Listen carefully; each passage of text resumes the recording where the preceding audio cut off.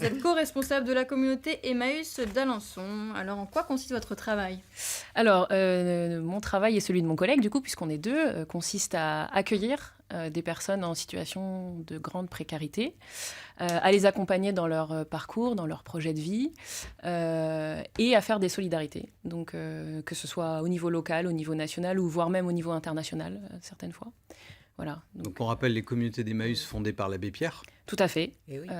Et donc le mouvement a commencé en 1949. On fêtera les 70 ans du mouvement Emmaüs l'année prochaine. D'accord. La communauté d'Alençon a fêté cette année ses 50 ans. Ah oui, 50 ans. Voilà. Oui. Alors on disait tout à l'heure à Lily avant que l'émission commence qu'il y avait aussi des communautés Emmaüs Partout dans le monde. Voilà. Oui, Et ça fait partie de votre parcours. Vous avez été un petit peu à l'international avec Emmaüs. Oui, alors je suis allée en Inde en 2013, où j'ai passé 2 mois et demi avec un ami bénévole, également à Emmaüs, dans un groupe dans le sud de l'Inde, en dessous de Pondichéry. C'est là Koudalore. Voilà, c'est ça.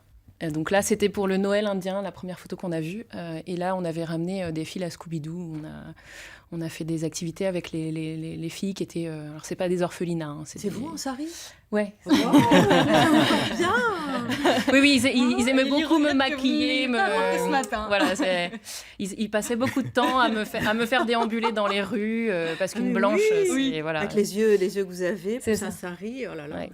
C'est bien pour Emmaüs. C'est une Ah belle oui, image. c'est une belle image. D'ailleurs, je disais tout le temps aux responsables là-bas, on va faire payer les photos pour pouvoir avoir un peu d'argent pour Bah oui. l'association. Source de C'est financement. une idée, voilà. Donc Voilà. ce voyage en Inde avec Emmaüs, il a suivi une première expérience que vous aviez chez Emmaüs C'est ça. en France. Voilà, en France, donc comme responsable de communauté, puisque quand je suis partie en Inde, j'étais bénévole à Emmaüs. En fait, j'ai fait un service civique, puis après, je suis restée bénévole.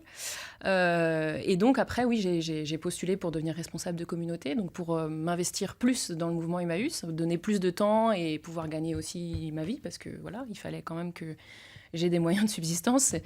Donc j'ai commencé par passer 3 ans du côté de Lyon, à Tarare, dans une petite communauté qui a le même nombre de compagnons qu'Alençon actuellement, une 30aine. Voilà.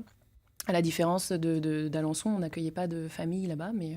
Oui, parce que vous disiez, il y a des enfants dans la Tout à communauté fait. Ouais. d'Alençon. Il y a 3 enfants, donc un grand garçon et deux petites filles, une de 2 ans, une de 9 ans. Voilà. Donc ça met une autre ambiance, mais d'autres aussi responsabilités, et puis un suivi.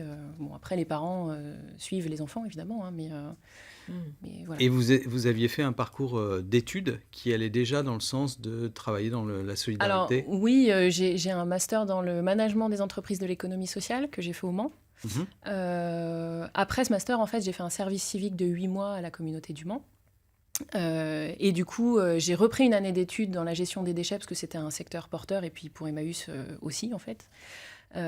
Et donc, je me suis après lancée dans une aventure un peu plus complète à Emmaüs en m'engageant comme responsable. Donc c'est un engagement, Oui. une vocation, C'est une vocation et du militantisme, ouais. du militantisme. Ouais. C'est Oui, une mais fille on- formidable, hein.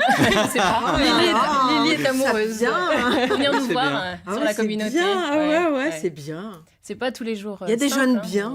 mais, Il y a des jeunes bien. ouais. Ben oui, les jeunes bien sûr. Bon, on va Évidemment. parler dans quelques instants du fonctionnement, justement, comment ça se passe à la tête de cette communauté, même si vous n'êtes pas toute seule. Hein. Vous avez dit, il y a un co-responsable avec On vous. est 2, oui. Ouais. Et on continue à parler de la communauté d'Emmaüs d'Alençon avec Aurore, qui est la responsable. Est-ce que vous avez constaté que la crise économique frappe davantage qu'il y a quelques années ? Alors oui, personnellement, moi j'ai vu l'évolution depuis que je suis arrivée à Emmaüs. Donc ça va faire 7 ans que je suis à Emmaüs. On voit notamment les personnes en migration qui arrivent massivement dans les communautés, surtout celles qui sont déboutées de leur droit d'asile, leur demande d'asile, en fait, où voilà, ça n'a pas abouti, mais ils ont, à part les communautés Emmaüs, pas trop d'endroits où aller. Donc, et puis c'est des gens qui se posent le temps de régulariser leur situation. Voilà.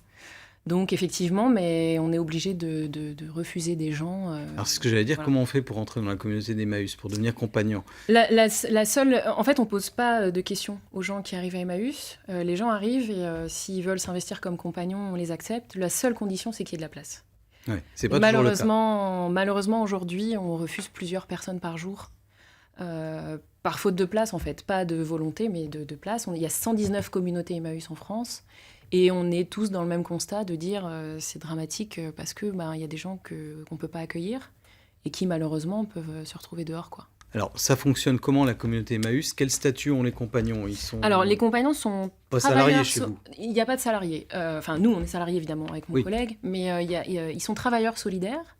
Il y a un statut qui s'appelle le statut OACAS, qui a été négocié directement entre Emmaüs France et l'État. Donc, c'est organisme d'accueil communautaire et d'activité solidaire, qui nous permet d'accueillir comme ça des gens alors qui n'ont pas de salaire à proprement parler, ils ont une allocation communautaire.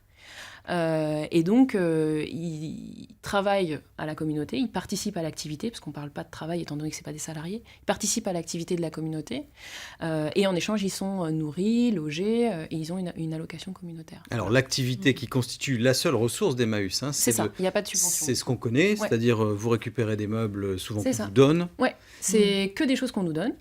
Donc il y a des meubles, de la vaisselle, des bibelots, Des livres. vêtements, des livres, voilà, Des livres, beaucoup de des- livres. J'en donne beaucoup. Des CD, il y a Voilà. plein de choses, Ouais. des habits. Des vêtements, des jouets, enfin tout ce qui peut être valorisable en fait, tout ce qui peut être vendable, on l'accepte. Donc vous valorisez, vous triez, vous On trie, réparez. on répare s'il y a besoin de réparation. Après, encore faut-il qu'on ait la compétence sur la communauté, puisque on accueille des gens, mais on ne regarde pas ce qu'ils savent faire. Contrairement à un chef d'entreprise qui va dire, Ah oui. moi j'ai besoin d'un menuisier, donc il faut que je trouve un menuisier. Nous, on accueille la personne, et puis après, des fois, elle va savoir faire, et puis d'autres pas. Voilà. Donc, Mais tout le monde travaille. Quand on va chez le Emmaüs monde pour participe une à vente, l'activité. on voit effectivement les Ouais. compagnons qui sont là Tout le pour monde participe à orienter. l'activité. Et ça donne beaucoup de valeur à la personne. L'abbé Pierre avait compris qu'on rend la dignité aux gens en les faisant participer à quelque chose. Enfin, je veux dire, il n'y a rien de plus violent que de donner de l'argent à quelqu'un et de dire vas-y, maintenant je veux plus te voir, quoi. Là, au contraire, en fait, ils sont acteurs de leur solidarité. Et en plus, ça permet d'aider des gens, parce que souvent, nos clients, c'est des gens déjà qui n'ont pas beaucoup de ressources, quoi. Est-ce qu'il y a toujours des dons dans le même volume? Est-ce que vous faites beaucoup de dons encore? Alors, le volume, on l'a. Après, je dirais que la qualité, elle a Mm. tendance à s'étioler quand même. Pourquoi? Donc, parce qu'il y a d'autres moyens de vendre, parce que les gens aussi à l'extérieur n'ont pas forcément les moyens de Donc ils donner les préfèrent choses. vendre leurs objets Ben, anciens oui, que de les ça donner. paraît évident. Enfin, je veux dire, Mm. s'il y a quelqu'un qui peut tirer 15 € de quelque chose, en plus avec le Bon Coin et autres, Mm. aujourd'hui c'est facile. Alors que du coup, ils vont moins forcément donner à Emmaüs, même si on a encore des donateurs fidèles et heureusement. Oui, parce que vous faites des ventes régulièrement. Alors on va préciser à Alençon, il y a une vente mensuelle. Tous les deuxièmes samedis de chaque mois. Donc voilà. la prochaine, 12 janvier. C'est ça. Ce sera samedi 12 janvier. Ouais. Et puis vous faites aussi les grandes ventes annuelles. On fait des grandes ventes annuelles en avril et en novembre, le deuxième week-end du mois d'avril et le deuxième week-end du mois de novembre. Donc là, c'est samedi, dimanche. Et sinon, toutes les semaines, les mercredis toute la journée, vendredi après-midi et samedi toute la journée, on a également des ventes. Voilà, ça c'est ouvert. Et puis on peut amener les objets quand on veut, ou c'est mieux de les amener quand même? Les amener du lundi au dimanche. Du lundi au samedi, pardon. Du lundi au samedi. Voilà, du lundi au samedi, on peut déposer des objets à Emmaüs et puis ils sont traités dans la semaine et remis en vente presque en flux tendu. Voilà, et tout ça est utile parce que, on le redit, c'est la source de financement d'Emmaüs. C'est la Il seule. n'a pas de subvention. Il n'y a pas de subvention de l'État, il n'y a pas de... Enfin, voilà.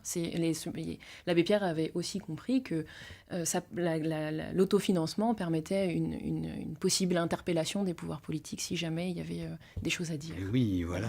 Il y a des choses à dire. parfois, Et il avait en ce moment. beaucoup de choses à dire. Très bien. Ben, merci. Donc on Aurore. rappelle, c'est le 12 janvier, la La prochaine vente mensuelle. ouais. Voilà.